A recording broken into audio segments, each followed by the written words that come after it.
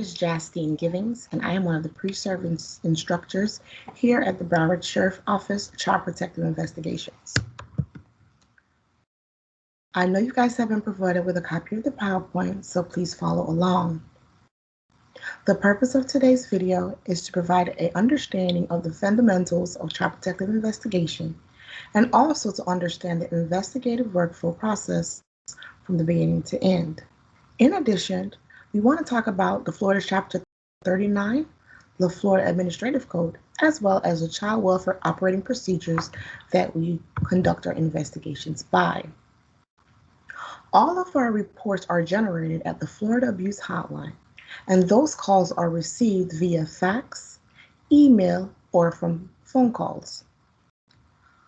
When those calls are received at the hotline, that call taker is required to gather relevant information, as that is one of the first steps of investigation.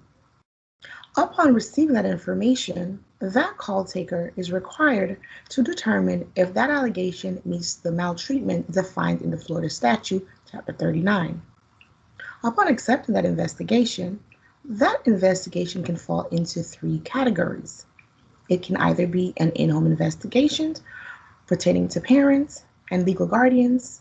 It can also be an institutional investigation requiring investigation of a daycare, school, or licensed facility, and also categorized as an other investigation with concerns of non-parents, babysitters, people that are temporarily entrusted to provide supervisions to one's child. We also have special condition referrals, which are accepted when a child is in need of services or supervision from the department and there is no abuse, neglect, or abandonment. The four special condition referrals are child-on-child sexual abuse, caregiver unavailable, a parent need assistance, and a foster care referral. The investigative process. First things first, each investigator is required to complete a pre-commencement activity, conduct a joint investigations with law enforcement. They're required to interview the victim child, any other child or children in the home, the caregivers, and any additional household members, and obtain collaterals from either family members, friends, or any professionals that are currently working with the family or have worked with the family in the past.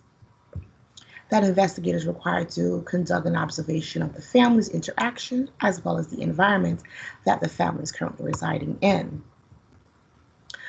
Also, an assessment of safety should be done by the investigator to determine if that child is at any situation of any dangers. If any immediate safety action is needed, that investigator is required to complete a thorough safety plan.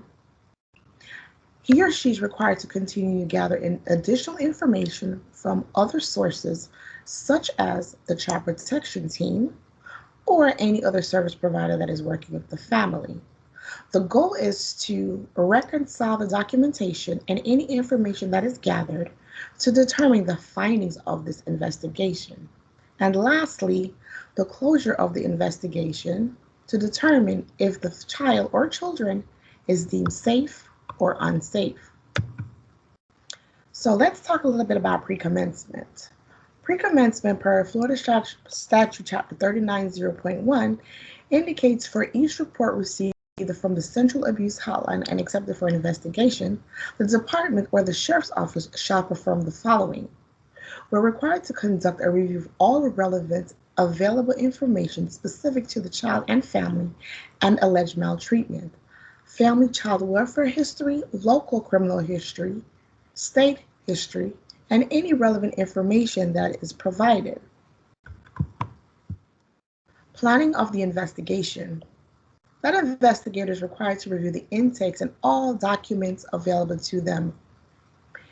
He or she is required to contact the reporter to reconcile that information and also obtain additional information.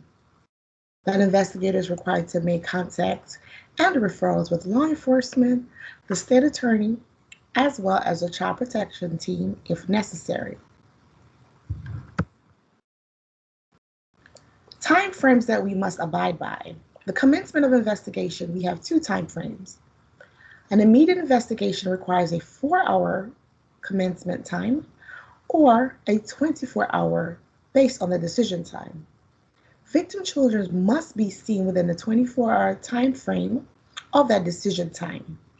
If that child is not seen, then that investigator must conduct daily attempts at various times in various locations in efforts to locate that child. A present danger assessment on an initial and additional report must be completed within 48 hours. A present danger safety plan is required to be completed 48 hours from identifying present danger, and a supervisor must provide continuation of the present danger safety plan for longer than 14 days, and therefore after every 7 days. The family function assessment should be completed within 14 days from decision time if present danger has been identified. Follow-up visits with the children after 30 days are also necessary. The risk assessment is completed only on safe children. When FFA is completed, that determination will be made. And lastly, the closure of our investigation should be completed by the 60th day. However, there are exceptions to this rule. For example, active criminal investigation, the death of a child, or a missing child. Let's talk about present danger versus impending danger. So, present danger exists as an immediate, significant, and clearly observable family condition, child condition, individual behavior, or a family circumstances which are in the process of occurring and which obviously endangers or threaten to endanger a child and require immediate action to protect a child. Investigator assesses at commencement at any time during follow-up visits. Present danger can occur at any point during the investigation and based on the information that has been collected. Impending dangers now is a state of danger in which families' behaviors, attitudes, motives, emotions, and/or situation pose a threat which may not be currently active but can be anticipated to have severe effects on a child at any time. Determined after all information is collected, validated, reconciled, and sufficiently in the family functioning assessment. Safety planning. Depending on how the danger threat is manifesting in the home, the child welfare professional, the investigator, will choose the least intrusive safety action necessary to protect the child, whether it be an in-home, an out-of-home, or a family-made arrangement. The completion of the family function assessment. There are 6 domains that should be completed to determine if there are impending dangers as pertains to the family. The first domain is the extent of the maltreatment. Surrounding circumstances is the second. Thirdly, the child functioning domain. 4, adult functioning domain, and parenting general. That information must be collected and be completed within 14 days. Caregiver protective capacities. What does that mean? Caregiver protective capacity means the personal and caregiver behavior, cognitive, and emotional characteristics that specifically and directly can be associated with being protective to one's child. So, bottom term, a parent having the ability to protect their children. The investigator's assessment of the protective capacity should represent the caregiver's overall function. This is not based on an isolated or a single incident. Safe versus unsafe. The investigator must make a decision about a caregiver's ability to protect his or her child from family's negative condition within the home.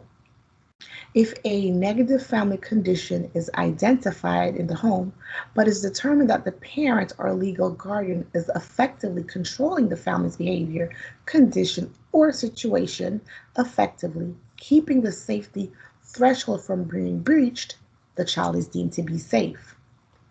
If a negative family condition is identified in the home, but is determined that the condition is unrestrained, unpredictable, chaotic, and cannot be controlled by the parent, then the results will deem the child to be unsafe. The determination of unsafe will automatically require the investigator to proceed to the safety analysis and planning to determine if an in-home safety plan, impending danger, can effectively control the threat and allow the child to remain within the home.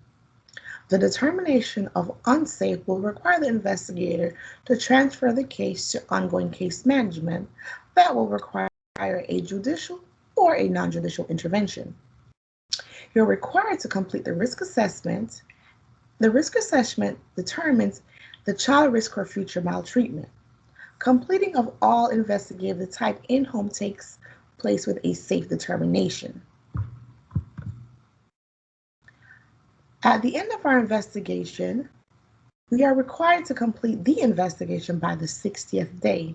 However, there are some things that may require the investigation to be extended. As stated before, if there is an ongoing criminal investigation, if there is a death of a child, or the child is missing. If there are any questions or concerns as it pertains to the child protective investigation here that we complete at the Broward Sheriff Office, feel free to contact our training unit.